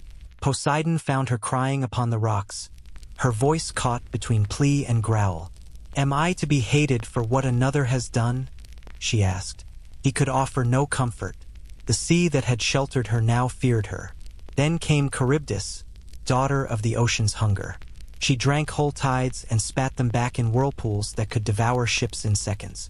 Mortals cursed her name, but Poseidon saw in her a reflection of himself. An endless cycle of giving and taking, mercy and destruction intertwined. From the trenches crawled others. Serpents coiling through black currents, giant crabs with shells harder than bronze, schools of glowing eels that wove together like living nets. Each carried a fragment of divine emotion cast away and forgotten. The sea had become a gallery of its maker's moods. At first, Poseidon raged. He hurled storms against his own depths, striking with the trident that had once built Atlantis. But each blow only birthed more chaos, the fragments scattering into new life. Amphitrite's voice echoed faintly through the current. "You cannot fight what you have buried." So he descended to the deepest cavern and faced them all. The monsters circled, eyes gleaming, teeth flashing. But when they met his gaze, they stilled. "You are not my curse," he said. "You are my conscience." With that, he raised his trident, not in wrath but in recognition. The currents softened. Scylla sank back into her cave, Charybdis into her whirlpool, each bound to their place. Not destroyed, but given purpose. To mortals, they would remain warnings. To Poseidon, reminders. The god who ruled both calm and storm now ruled the balance between them. In time, sailors learned to read the sea's signs. The calm eye before the tempest, the spiral of foam that marked a monster's breath below. They feared the shapes that lurked beneath, yet they also prayed to them, for every danger was also a promise that life still moved. Poseidon watched it all in silence. The ocean had found equilibrium again. Beauty tempered by terror, creation balanced by consequence. And in that fragile balance lay the truth of all existence. That the same hand which blesses can also break, and that both acts spring from the same eternal heart. But mortals would not see the lesson. To them, the monsters were curses, not mirrors. And as fear spread across the world's shores, another voice began to rise. The voice of those who dared to speak to the sea itself. When mortals first learned to cross the open sea, they did not do it in courage. They did it in faith. Every mast that rose from the shore was a plea, every sail an offering to the god who held their fate beneath his waves. To sail was to trust Poseidon, and to trust Poseidon was to accept that the ocean could love or destroy with the same hand. The sailors' lives became hymns of superstition. Before each voyage, they would pour a cup of wine into the surf, whispering, "For calm waters, for fair winds." If the waves took the wine gently, they believed the god approved. If the tide hurled it back, the voyage was delayed. No man dared test the patience of the sea twice. The rituals spread. Fishermen tied small carvings of horses to their nets, a symbol of Poseidon's mastery of motion. Captains carried tiny shells polished smooth, said to have been touched by Amphitrite herself. On moonless nights, when the ocean turned to ink and the stars trembled on its surface, sailors sang, not to entertain but to be heard. They called it the Lament of the Waves, a song older than memory. It told of storms calmed by mercy and tempests born of pride. They believed that somewhere beneath the dark, Poseidon listened, not to their words, but to their fear. For the sea speaks not in language, but in feeling. One voyage became legend. A ship bound for Crete was caught in a storm so fierce that its masts snapped like reeds. The crew, knowing they were doomed, knelt upon the deck and sang the lament until their throats bled. But instead of sinking, the ship found itself surrounded by glowing dolphins, guiding it through the black. When dawn came, they reached calm waters. In the ship's wake floated a single trident-shaped piece of coral. A sign, they said, that the god had answered. Even in times of peace, the sailors' bond with the sea remained sacred. Children were taught never to curse the waves. The sea hears everything, mothers whispered, and it remembers. Those who ignored the warning paid dearly, ships vanishing without trace, names erased by foam. The survivors never boasted. They simply built shrines of driftwood on lonely beaches, leaving their thanks in silence. Poseidon watched these rituals from his throne in Igi. He saw mortals bow before his waters, not out of fear alone, but reverence. They understood him in ways even gods sometimes forgot. They did not seek to master the sea. They sought to coexist with it. And for that, he gave them small mercies. A guiding current, a break in a storm, a glimmer of light through the clouds. Amphitrite often stood beside him, smiling faintly. "They love you," she said, "even when they tremble." Poseidon's gaze softened. "Perhaps they do," he murmured. "But love born of awe is fragile. When the sea grows generous, they will forget again." And indeed they did. As trade flourished and ships grew grander, prayers turned into habit, reverence into routine. Mortals began to think of the sea not as a god's realm, but as a highway, a thing to be used. Yet the ocean waited, patient as always, for it knew that sooner or later the winds would change. The proud would test the waves again, and the waves would answer. And as the mortals looked upward, thanking the calm sky, they forgot to glance down into the depths, where another god watched them still, waiting not with wrath, but with memory. Because the sea never truly forgets those who speak to it, only those who stop. There are few rivalries as old as those between brothers not of blood, but of brilliance. Among the gods, none understood beauty and balance more than Poseidon and Apollo. One the sculptor of motion, the other the artist of light. For ages they had admired one another from a distance, their realms touching only through reflection, sunlight rippling upon the sea. But admiration, like the tide, can turn with the smallest wind. The story began in Delphi, the sacred navel of the earth, where Apollo's temple stood upon the mountain and his oracles spoke truths wrapped in riddles. Mortals came from every corner of Greece to offer gold and praise the god of harmony. Poseidon, whose waters circled the temple's cliffs, listened from afar. He did not crave worship, yet he could not help but notice that the songs once sung to the ocean now drifted upward toward the sky. One dawn, as Apollo's light spread across the sea, Poseidon rose from the surf, his trident gleaming like molten glass. "Brother of light," he called, "your music fills the air, but the world forgets that harmony begins with movement. What is melody without rhythm? What is sound without tide?" Apollo smiled, radiant and unafraid. "And what is the tide without light to reveal its shimmer?" he replied. "We are both beauty, Poseidon, but yours ends where darkness begins." The air thickened, the waves stilled, even the gulls hovering above fell silent. "Then let us test which beauty endures," Poseidon said, "the song of the sky or the silence of the deep." The contest was set. At dawn, Apollo would play his lyre. At dusk, Poseidon would answer with his sea. The gods of Olympus gathered to watch. When the sun rose, Apollo stood upon a cliff, his fingers gliding across golden strings. His music poured through the world like sunlight through mist. Mortals stopped their labor, birds ceased their flight, and rivers froze midstream to listen. It was perfection, measured, divine, almost still. When night came, Poseidon stepped forward. He raised his trident and touched it to the sea. No sound came at first, only a single ripple spreading outward. Then another, and another, until the entire ocean became his instrument. The waves began to pulse in rhythm with the earth's own heart. Foam crashed against the rocks in time with thunder. Whales answered in distant tones. Dolphins leapt in arcs that mirrored melody. It was not a song of precision but of power, of life uncontained. Where Apollo's beauty was order, Poseidon's was chaos with purpose. The gods were torn. Some wept at Apollo's purity, Others shuddered at Poseidon's force. Yet even Zeus, from his throne above, could not decide which art was greater. He raised his hand for silence and said, "The world needs both light and motion, the sky to see, and the sea to feel." Apollo and Poseidon bowed, neither victorious nor defeated. But something changed between them that day. The challenge had not bred hatred, it had birthed understanding. Later, Apollo approached his brother as twilight bled into water. "Your sea is a song that never ends," he said. "It frightens me, because it reminds me that light, too, must fade before it can rise again." Poseidon smiled.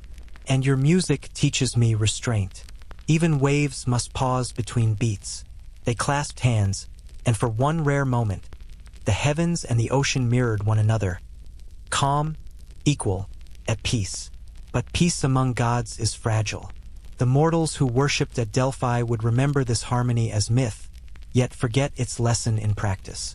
For on the nearby coast, another city would build a temple in Poseidon's name, one destined to fall not by war, but by the god's own memory.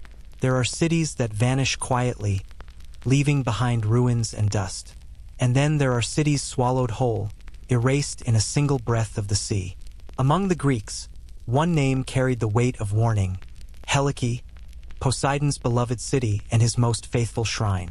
Centuries after the flood of Deucalion, Helike rose as a jewel upon the northern coast of the Peloponnese. Its people were seafarers and scholars, proud yet devout. At its heart stood a magnificent temple to Poseidon Heliconios, carved from marble and coral, its pillars shaped like rolling waves. Every winter, the citizens held a festival in his honor, songs at dawn, processions at dusk, and offerings cast into the water at midnight. They called themselves the chosen of the sea, the ones who would never know his wrath again.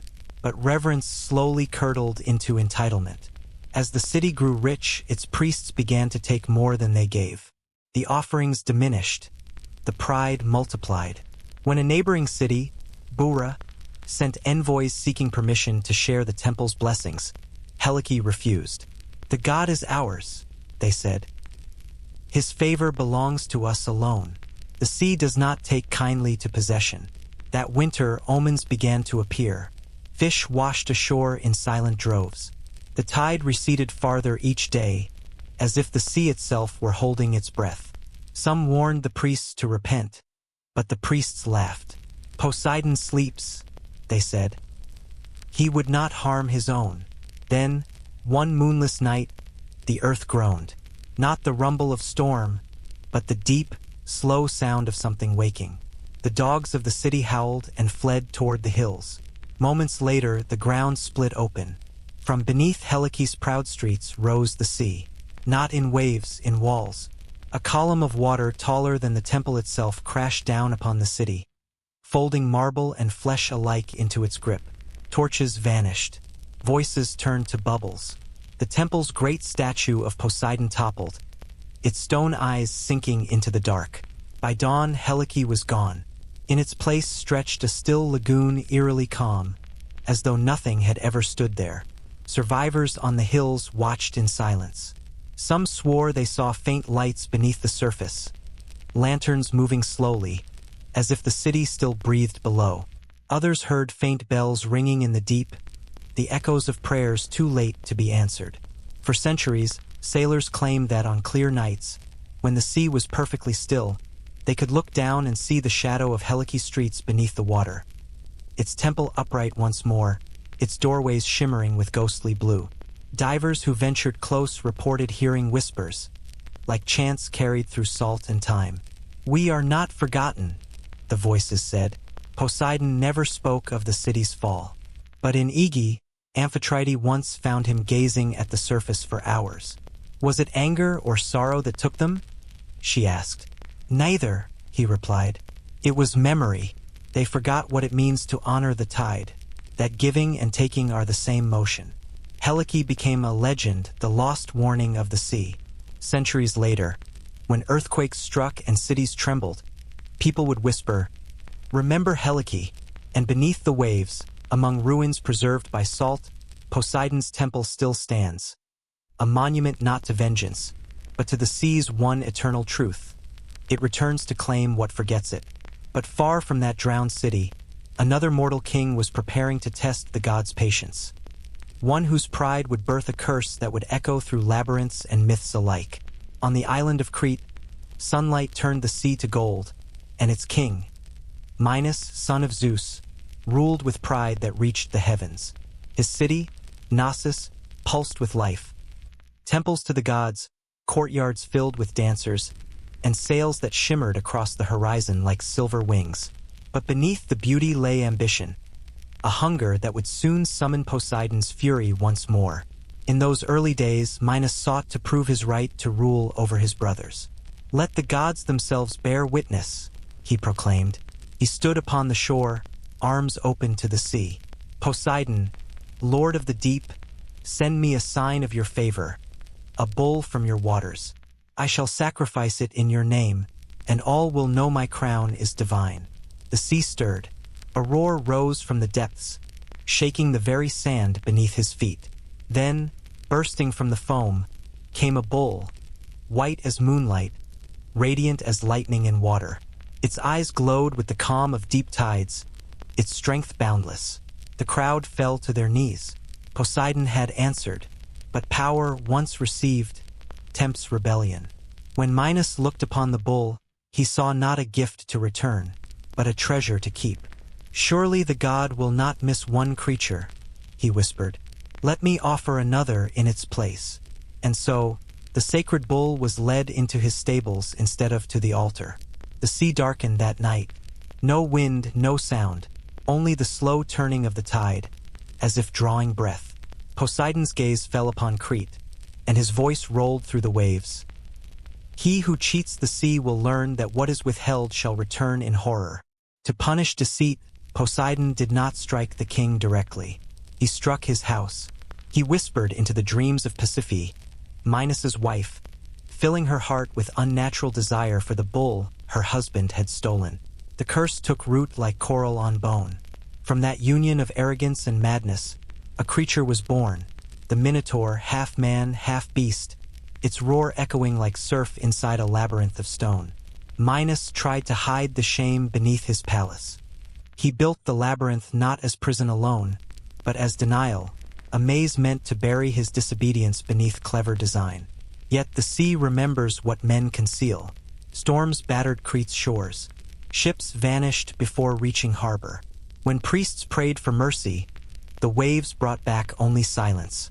Each year, when Athens sent youths as tribute to feed the monster, sailors noticed the same sign. Before their ships docked, dolphins circled them, mournful watching. To those who still honored Poseidon, it was a warning. The god was not appeased. Years later, when Theseus sailed to Crete to slay the beast, he too prayed to the sea. He poured wine into the foam and whispered, "Lord of tides, let me walk through your judgment and emerge worthy." Some say the calm that followed was Poseidon's permission. Others say it was pity. When Theseus triumphed and the Minotaur fell, the waves turned gentle once more. The curse was lifted, but the lesson endured. For from Poseidon's wrath came not only punishment, but truth. That deceit against the divine is a debt always repaid, in blood, in silence, or in sorrow. Years later, when Minos himself drowned at the hands of betrayed allies, sailors claimed they saw a white bull leap from the sea and vanish into the mist, returning, at last, to its master. And from that day, no Cretan king ever swore an oath upon the ocean again. Yet across the Aegean, mortals began to notice something strange. The storms quieted, the tides softened. The god who had once ruled with thunder now watched with restraint. It seemed the sea had grown weary, or perhaps merely waiting. There came a time when the ocean grew quiet. No storms, no tremors, no songs from the Nereids drifting through the depths. To mortals it was a blessing. Calm seas, rich harvests, unbroken trade routes. But to the gods, silence is never peace. It is pause, and all pauses have meaning. After centuries of movement, Poseidon withdrew from his realm. He no longer answered the prayers of sailors or the pleas of kings. His temples stood unvisited, their fires cold. Ships sailed across the calm waters without sacrifice or song, forgetting to look skyward before they left the shore. They thought the god asleep or gone. In truth, Poseidon was awake, watching, listening. Deep within his palace of coral and shadow, he sat upon his throne, eyes fixed on the slow swirl of the currents. He felt the pulse of the world weaken, not its heart, but its faith. Mortals had learned to sail his waters, yet no longer remembered whose realm they crossed. The sea still moved, but its meaning had faded. Amphitrite approached him one night, her steps echoing through the quiet halls. "You've turned your face from them," she said gently. "Have they offended you so deeply?" Poseidon shook his head. "They have not offended me," he said. "They have forgotten me, and perhaps that is worse. For when mortals no longer fear the sea, they no longer respect it. And what is the ocean without reverence? Only depth." He rose and walked to the great window of the abyss, watching faint beams of sunlight pierce the water far above. "Do you remember the first songs they sang to us?" he asked. "Every offering was a story, every prayer a promise. Now their ships cut the surface without even a glance downward. They think themselves masters of motion." Amphitrite sighed. "Perhaps silence is their test, my love. The sea has spoken enough. Let them listen." And so the sea remained calm, too calm. The fishermen grew uneasy. Their nets came back full, yet their hearts were heavy. The sailors said the waves no longer sang, that the air over the water felt hollow. They began to whisper, "Has the sea died?" In distant ports, the priests of Poseidon gathered.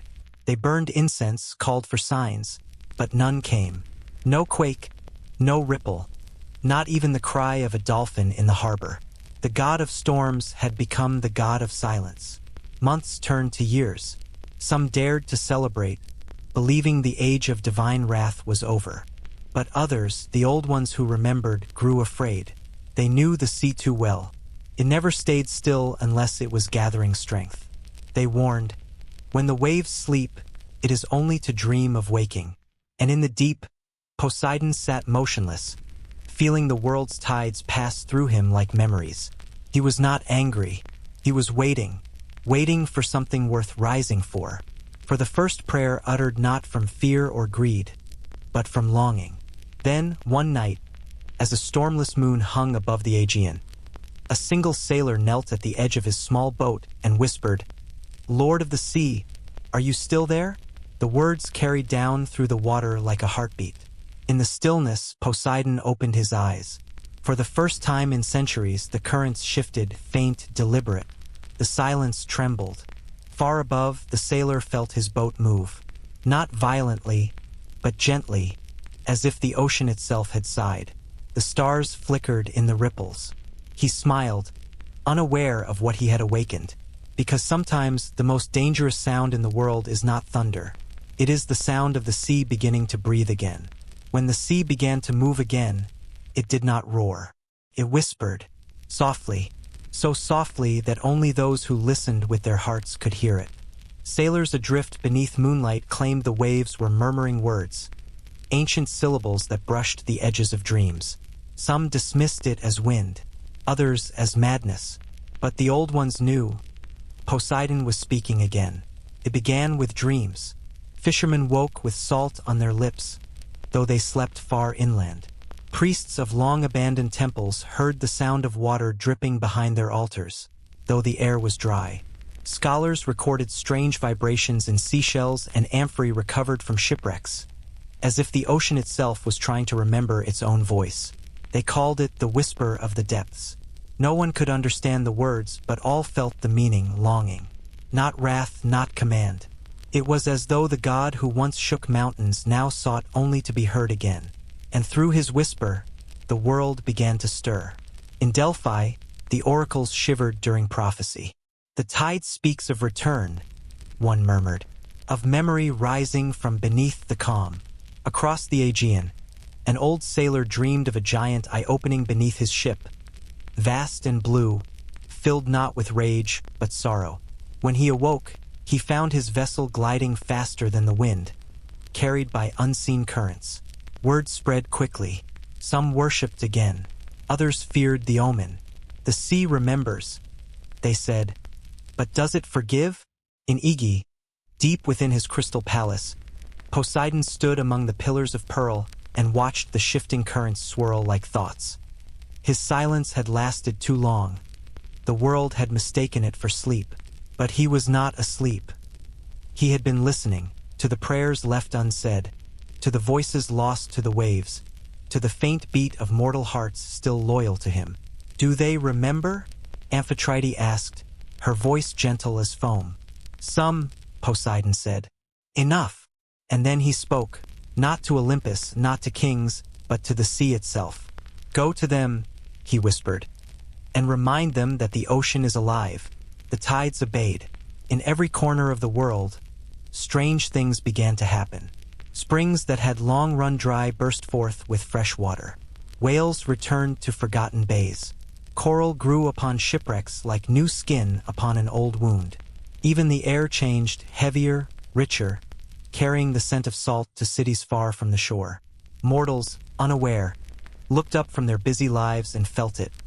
A pull, faint but undeniable, like nostalgia for something they had never known. Children began to dream of the sea without ever having seen it. Artists painted waves without understanding why. The whisper of the depths was spreading, not as sound, but as memory reborn. And through it all, Poseidon waited. He did not need temples or sacrifices. He needed only remembrance, for remembrance to a god is immortality. In time, scholars would say the phenomenon passed. The tides returned to normal, the dreams ceased. But the old sailors disagreed. No, they would say, the sea only went quiet because we stopped listening. And sometimes, on nights when the world stands still and the moon paints silver upon the waves, those who listen closely claim to hear it again. A voice older than the world itself, whispering through the foam, I am still here. But this time the whisper would not fade. For beneath the calm, a new energy was rising. Not vengeance, not despair, but awakening. The god who once withdrew was ready to move again, and the sea that slept would soon remember its strength. The whisper grew into a pulse. What began as a murmur beneath dreams soon became movement. Faint ripples first, then waves that stirred with purpose. The sea had awakened, and once again, all the world would feel the heartbeat of Poseidon. It started quietly, as great changes often do. Sailors returning from long voyages reported strange currents, invisible streams carrying their ships faster than any wind. Fishermen found creatures in their nets thought long extinct. Silver-scaled giants with eyes like lanterns, pulsing with light from the deep. The oceans, it seemed, were remembering their forgotten wonders. But wonder soon turned to awe and awe to fear. One morning, the coast of Thera trembled. The tide drew back farther than it ever had before, exposing miles of glistening seabed. The people stared in confusion. Then came the sound, low, deep, ancient, a vibration that hummed through their bones. Moments later, the sea returned, not gently, but with power that dwarfed mountains. Yet when the water receded again, the city still stood. Not destroyed, only washed clean. From Olympus, Zeus watched and frowned. He moves again, he said. Hera's eyes narrowed. And not in wrath this time. Indeed, Poseidon was not angry. He was resolute. From his throne of coral, he rose and lifted his trident. The ocean followed, stretching, swirling, aligning. He was reclaiming his rhythm, not to punish, but to remind.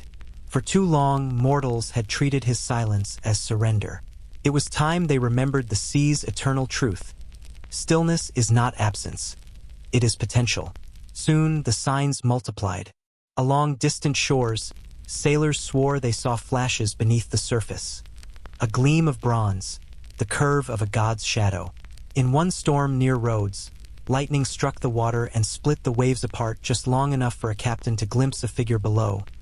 Towering, radiant, trident in hand, he returned home white-haired, whispering, "The god walks again." Across temples long abandoned, strange phenomena occurred. Statues of Poseidon, eroded by centuries, began to weep salt water. In Corinth, A child born during a storm was said to have webbed fingers and hair the color of sea glass. "The ocean is calling its children home," said the priests, but not all welcomed the tide's return. Kings who had grown rich from exploiting the waves feared the gods' reawakening. They ordered offerings cast into the sea, gold, wine, even horses, as bribes for peace. Yet the waters remained unmoved, for Poseidon was not listening to wealth. He was listening to hearts, and those he found were few. Still, there were some who felt it, ordinary souls. A young woman in Mycenae dreamed of waves whispering her name. An old sailor on Naxos woke to find his footprints glowing faintly blue where he had walked along the shore. A poet in Athens wrote verses that came to him in sleep. When the sea returns, the world will remember it once breathed, and in every ripple, in every rising tide, Poseidon's essence spread, not as wrath, but as presence. The world began to feel alive again, balanced between calm and chaos, fear and fascination. Even Olympus seemed to tremble with that rhythm. At last, Amphitrite approached her husband, her eyes bright with reflection. "The world is stirring," she said. "Do you mean to reclaim it?" Poseidon turned his gaze toward the surface, where sunlight danced upon the water. "No," he said, "only to remind them that it was never theirs." Far above, the tide rolled higher than it had in centuries. Beaches vanished beneath silver waves. Not destruction, renewal. The god's power returned in silence and grace, his dominion restored not by fear, but remembrance. For when the sea moves, so does the soul of the world. And somewhere in that motion, Poseidon smiled. The tide had returned, and with it, so had he. But with renewal always comes reflection, and soon the ocean's calm would carry not warning, but wisdom, a final gift to mortals who had forgotten to listen. The storm had passed. The world exhaled. For the first time in centuries, the ocean no longer roared in anger or whispered in warning. It sang, not with words, but with presence. Gentle waves kissed the shores of islands both ancient and new, carrying with them remnants of forgotten ages. Smooth stones, coral shells, and fragments of stories long buried beneath the tide. Sailors said the water had changed. It glowed faintly at night, pulsing like a living heartbeat. Fish returned to coasts once barren, and winds that had long punished travelers now guided them safely home. The gods on Olympus called it chance. Mortals called it mercy. But those who still prayed to the deep knew Poseidon had given the world a gift. It was not power, nor riches. It was remembrance. He had watched humanity's arrogance, its wars, its blindness to balance, and still he chose to bless them. For even the god of storms knew that renewal is not born from vengeance, but forgiveness. And so the seas became gentle once more, offering both bounty and lesson. In the ports of Corinth and the islands of Rhodes, fishermen began to notice strange treasures in their nets. Pearls shaped like teardrops, each one glowing faintly blue. The priests called them tears of the sea. They said they were fragments of the god's compassion, tokens for those who still honored the rhythm of the waves. One such pearl was brought before a young sailor, a man who had survived Poseidon's earlier fury. He held it to his ear and swore he heard the ocean breathing, slow and steady, like a sleeping heart.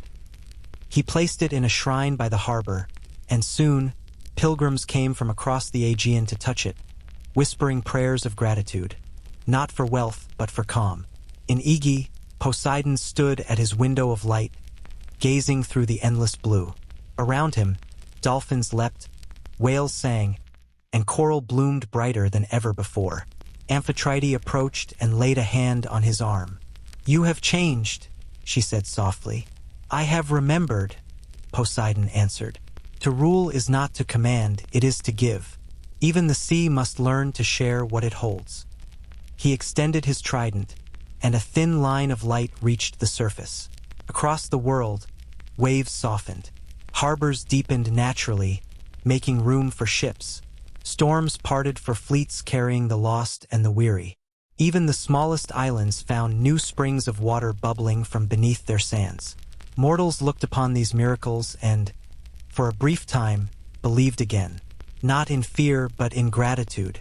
Children threw flowers into the surf, sailors bowed before the tide, and poets wrote of the ocean not as punishment, but as promise. Yet Poseidon knew this peace would not last forever. It never does. Humanity would rise, fall, and forget again, as it always had. But for now, he allowed himself the rarest luxury a god could feel: contentment. As the sun set, the waves shimmered gold, reflecting the dying light like molten glass. Poseidon closed his eyes and listened. The world above was quiet. The world below was alive. For the first time in an age, both moved in harmony. Perhaps that was his greatest creation. Not Atlantis, not the horses, not even the storms, but the delicate balance between chaos and calm. The eternal dance between god and mortal, tide and shore. And somewhere in that rhythm, the sea spoke once more. Not in anger or lament, but in peace. What I give forever. The gift of the sea was not its water, nor its wealth. It was the reminder that all things, love, power, creation, move like tides, returning, retreating, yet always enduring. But even as calm spread across the horizon, one truth remained: memory never fades, and the stories of the sea, like waves themselves, would rise again, retold through art, song, and time. Centuries passed, and the sea remained eternal, but memory, like foam, began to fade from mortal minds. The gods withdrew from sight, their temples fell to dust, and humankind rose into new ages of reason and empire. Yet even as names changed and faiths shifted, one truth endured: the ocean still spoke in stories. Across generations, the myth of Poseidon drifted like a current, reshaping itself with every culture it touched. In one age, he was the stern ruler of storms. In another, the gentle keeper of sailors' souls. Painters gave him form on vast canvases, a bearded monarch framed by lightning and spray. Poets wrote of his moods, of the endless tide that mirrored the human heart, capable of love and fury in the same breath. In the marble halls of Rome, they called him Neptune, god of naval conquest and glory. His trident crowned the standards of generals, his image carved into coins that crossed the empire. Yet behind every symbol lingered something older, the echo of the Greek god who ruled not just water, but emotion itself. As centuries became millennia, art replaced altar. Cathedrals rose where temples once stood, and though his name vanished from prayer, his rhythm did not. Sailors still touched the sea before setting sail.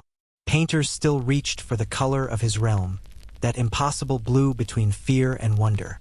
During the Renaissance, artists rediscovered his image. Botticelli painted him reborn in beauty. His presence felt in the birth of Venus, rising from the foam he once commanded. Sculptors captured him mid-motion, marble muscles frozen in the act of raising waves. Even as faith turned from myth to metaphor, Poseidon's essence endured, the idea that power could also be art. Writers in later centuries found him again in poetry. They saw in the ocean's depth the mirror of human thought, unknowable, restless, vast. They called him not by name but by symbol, the sea of the mind. Every time a storm crashed against a ship's hull, every time a sailor whispered a prayer into the wind, the legend stirred. In the modern age, when engines replaced oars and steel replaced wood, the ocean remained both path and peril. Scientists mapped its trenches, yet none could measure its soul. Cameras descended into darkness, and still the water kept its secrets. Even now, when satellites trace the surface from the stars, they cannot see what stirs below. For Poseidon was never just a figure of worship. He was a reflection of everything humanity feared and loved about itself. The part that cannot be contained, cannot be predicted, cannot be conquered. The storm and the calm, the destruction and the renewal, all bound in one eternal motion. Children hearing the old myths still dream of him. They draw tridents in the sand, build castles by the waves, and watch as the tide takes them away, laughing, unafraid. In that laughter, the god lives on. Because myths do not die, they adapt. They wait beneath the surface, patient as the sea, until the world needs them again. and when it does, they rise, changed but never gone. Some say that on quiet nights, if you stand at the edge of the shore and listen closely, you can still hear him, not as thunder, not as wrath, but as memory. The whisper of a presence too ancient to vanish, too gentle to demand belief.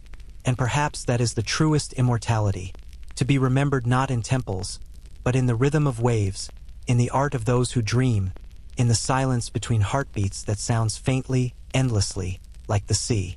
But all stories must settle eventually, and as the myths fade into reflection, the last chapter begins, not of gods or oceans, but of what they left within us.